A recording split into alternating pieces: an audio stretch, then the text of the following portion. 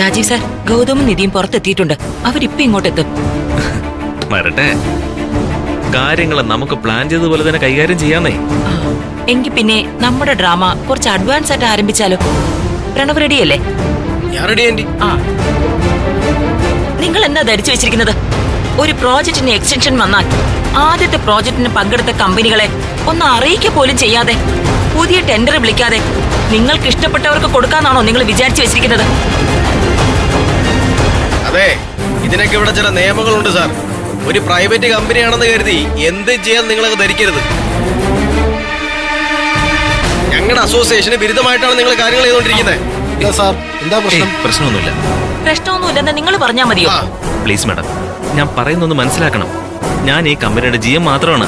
തീരുമാനങ്ങൾ എടുക്കാൻ ഒരു ഡയറക്ടർ ബോർഡും ഒക്കെ ഇവിടെ ഉണ്ട്. എന്ത് director board?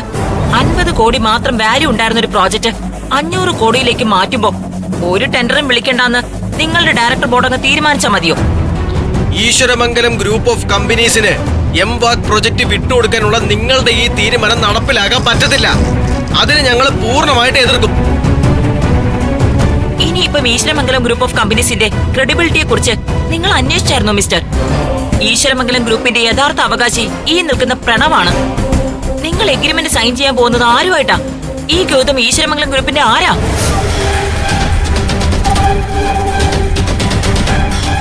Madam, hi tech city പോലുള്ളൊരു കമ്പനി ഒന്നും നോക്കാതെ ഒരു പ്രോജക്റ്റ് ഒപ്പിടുമെന്ന് തോന്നുന്നുണ്ടോ? എല്ലാ ഡോക്യുമെന്റ്സും പരിശോധിച്ചിട്ട് തന്നെയാ ഞങ്ങൾ ഈ തീരുമാനം എടുത്തിരിക്കുന്നത്. നിങ്ങൾ തീരുമാനിച്ച കാര്യങ്ങൾ നടത്താൻ ഞങ്ങൾ അനുവദിക്കത്തില്ല തന്നെ പറയുന്നത്. നോക്കൂ പ്രണവേ, ഈശ്വരമംഗലം ഗ്രൂപ്പ് ഓഫ് കമ്പനീസിന്റെ ചെയർമാൻ ഗൗതം ഗോപിനാഥാണ്. പ്രണവ് കമ്പനിയുടെ വെറും പാർട്ട്ണർ മാത്രമാണ്. ഇത് കോടതിയിൽ നിലനിൽക്കുന്ന ഒരു കേസാണ്. സത്യം പറഞ്ഞ സാർ ഈ പറഞ്ഞ ഗൗതം ഗോപിനാഥന് ഈശ്വരമംഗലമായിട്ട് യാതൊരു ബന്ധവും ഇല്ല.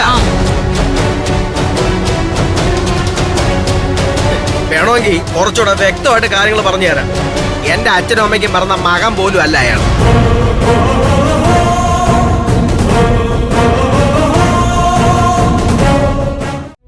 എന്റെ അച്ഛനും അമ്മയ്ക്കും മകനായിട്ട് ഞാൻ മാത്രമേ ഉള്ളൂ.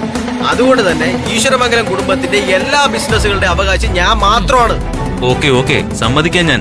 പക്ഷെ അതിങ്ങനെ പറഞ്ഞാൽ മാത്രം പോരല്ലോ പ്രണവേ. രേഖകളിൽ കൂടി അങ്ങനെ വേണ്ടേ? രേഖകളിൽ കൂടി അങ്ങനെ ആക്കാൻ വേണ്ടി കേസ് നടക്കുവാണെന്ന് നിങ്ങളോട് ആദ്യമേ പറഞ്ഞതല്ലേ?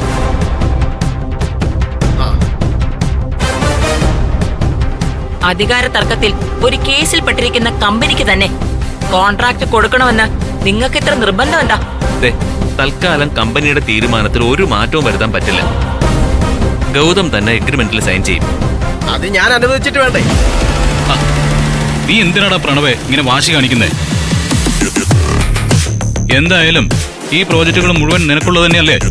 ഞാൻ അതിലൊന്ന് സൈൻ ചെയ്യുന്നു മാത്രമേ ഉള്ളൂ. വെറുതെ നീ പ്രശ്നം ഉണ്ടാക്കാൻ നിൽക്കില്ല പ്രണവേ. നിയമപ്രകാരം ചെയർമാനായ ഗൗതമിന് മാത്രമേ എഗ്രിമെന്റിൽ സൈൻ ചെയ്യാൻ പറ്റൂ.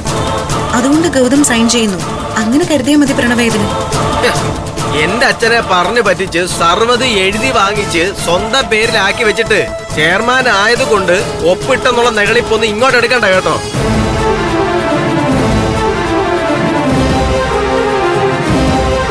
ഹൈടെക് സിറ്റിയുടെ എക്സ്റ്റൻഷൻ പ്രൊജക്റ്റായ എംവാക്കും കൂടി അങ്ങ് സ്വന്തം പേരിലാക്കി കളയാന്നുള്ള മോഹമൊക്കെ അങ്ങ് കയ്യിൽ വെച്ചിരുന്നാ മതി.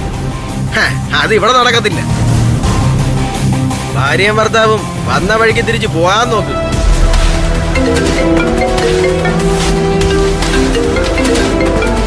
Hello sir. ഗൗതം എത്തിയിട്ടുണ്ട് സർ. അതെ സർ. ഓ ശരി സർ, പറഞ്ഞ ഓർമ്മയുണ്ട്. 10:30 അതിനുമുമ്പ് ചെയ്യിക്കാം സർ. MD വിളിച്ചത്. പുള്ളി ഒരു അമിത ദൈവവിശ്വാസിയാ. 10:30 കഴിഞ്ഞാൽ രാഘവലം തുടങ്ങും. പിന്നെ ഇന്നത്തെ ദിവസം നല്ല സമയമില്ല. അതിന് മുമ്പ് സൈൻ ചെയ്യണമെന്നാണ് MD പറഞ്ഞത്. ചേട്ടാ, നിങ്ങൾക്ക് എന്താ കാര്യം പറഞ്ഞാൽ മനസ്സിലാവില്ലേ? ഇന്നിവിടെ ഒരു സൈൻ ചെയ്യലും നടക്കാൻ പോകുന്നില്ല. മര്യാദയ്ക്ക് ഇവരെ പറഞ്ഞു വിടുന്നതായിരിക്കും നല്ലത്. സാർ, ഈ എഗ്രിമെന്റ് സൈൻ ചെയ്യൽ നടക്കത്തില്ല. നടക്കാൻ ഞാൻ അനുവദിക്കത്തില്ല.